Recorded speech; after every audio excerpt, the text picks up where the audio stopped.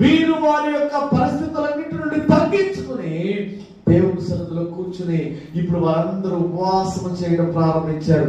ఎప్పుడైతే ఉపవాసం చేయడం ప్రారంభించారో దేవుని యొక్క మనసులో కార్యం ప్రారంభమైంది. ఏంటో తెలుసా? ఇదిగో కుడి ఎడమలు ఎరుగని ప్రజలు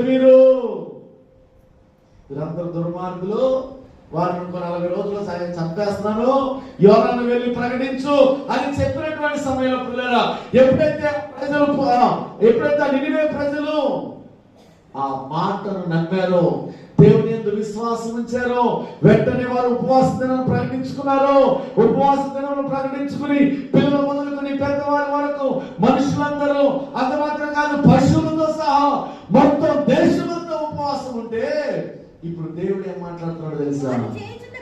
వారు చేయుచున్న క్రియలు దేవుడు చూచి పశ్చాత్తాప్తుడై వారికి చేయుదునని తాను మాట సెలవిచ్చిన కీడును చేయక మానెను. యోనాతో మాట్లాడతాడు పిల్లరా. యోనాతో మాట్లాడుతూ, ఇదిగో యోనా, నీవు ఒక చిన్న స్వరశక్తి నేర్చుకున్నావు కదా.